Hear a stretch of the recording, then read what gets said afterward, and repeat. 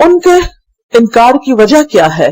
الذین یستحبون الحیات الدنیا علی الآخرہ، یہ وہ لوگ ہیں جو پسند کرتے ہیں، ترجیح دیتے ہیں، محبوب رکھتے ہیں کس کو؟ الحیات الدنیا، دنیا کی زندگی کو.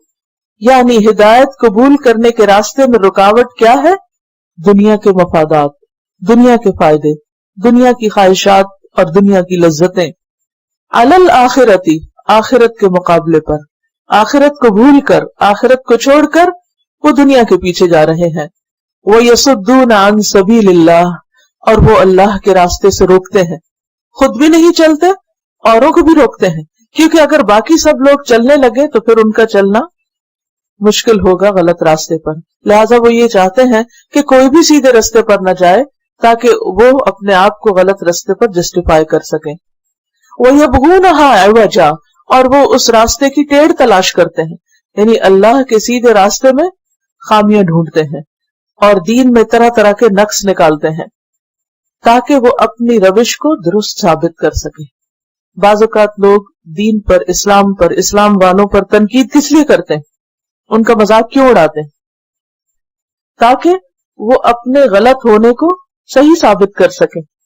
جب آپ یہ کہیں گے فلاں بھی غلط ہے اور فلاں بھی غلط ہے، فلاں جو قرآن پڑھتا ہے اس کے اندر بھی یہ خامی ہے، اور قرآن میں نے ایسی چیز پڑھی ہے جو آج کے دور میں قابل عمل نہیں، اور اس طرح کی بہت سی باتیں نکال کر جب آپ دین کو بدنام کرتے ہیں تو اس کا مقصد کیا ہوتا ہے کہ پھر جو کچھ آپ خود کر رہے ہیں وہ سب سے اچھا ہے، وہ سب سے ٹھیک ہے.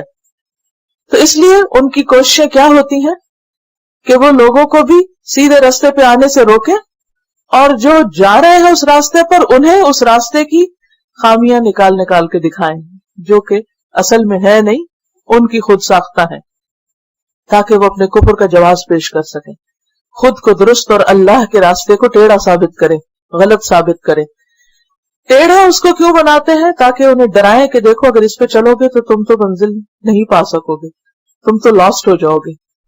کیونکہ ایک طرف صراط العزیز ہے نا، سیدھا راستہ اللہ کا، اور دوسری طرف وہ لوگ جو اس راستے کو ٹیڑھا بتائیں اور پھر جو اس پہ چلنے لگے اس کو روکیں. ذرا امیجن کریں کسی ہائی وے کو کہ آپ کو کلیئر سائن نظر آ رہا ہے کہ جس طرف آپ کو جانا ہے وہ یہی ہے، لیکن وہاں پر کوئی آ جائے اور وہ آپ کو اشارے سے ہاتھ دے کے روکے اور پھر کھڑے ہو کر کہے کہ نہیں ادھر نہیں جاؤ، یہاں جانے سے تو آگے سڑک ہی ختم ہو جائے گی اور تم نیچے گر جاؤ گے، تو تم اس طرف چلے جاؤ. شیطان یہی کر رہا ہے اور شیطان کے چیلے بھی یہی کر رہے ہیں کہ جو اللہ کے راستے پہ چلنا چاہتا ہے، یعنی دین کو اپنانا چاہتا ہے، اپنی پریکٹیکل لائف میں اس کو لانا چاہتا ہے، تو لوگ اس کو ڈراتے ہیں کہ دیکھو اگر تم نے ایسا کیا، اگر تم نے سود چھوڑ دیا تو پھر تو تمہاری اکانومی بیٹھ جائے گی، اور اگر تم نے اور اسی طرح کے دین کے اوپر عمل کرنے نمازیں شروع کر دی تو پھر تمہیں اچھی جاب نہیں ملے گی، وغیرہ وغیرہ بہت سی چیزیں. اور پھر یہ کہ ہاں اگر دین پر چلو گے تو اسلام میں تو یہ بھی منع ہے اور یہ بھی منع ہے اور یہ بھی منع ہے، اور سارے راستے تم پہ بند ہو جائیں گے، پھر تم اس پہ چل کے کہاں پہنچو گے؟ تم پھر دنیا میں رہ نہیں سکتے، جینا مشکل ہو جائے گا. یعنی اس طرح کی باتوں سے ڈراتے ہیں. تو اسے اللہ تعالیٰ فرماتے ہیں یہ وہ لوگ ہیں جو قرآن کی بات نہیں مانتے کیونکہ وہ دنیا کی زندگی کو آخرت کے مقابلے میں پریفر کرتے ہیں، ترجیح دیتے ہیں، اور پھر کوئی اور آخرت کو سامنے رکھ کے جینا چاہے تو اس کو بھی ڈراتے ہیں اور دین میں نقص نکالتے ہیں. اولئک فی ضلال بعید، ایسے لوگ دور کی گمراہی میں پڑے ہوئے، یعنی گمراہی میں بہت آگے نکل چکے ہیں، ان کی واپسی بھی مشکل ہے، ان کی ہدایت بھی مشکل ہے.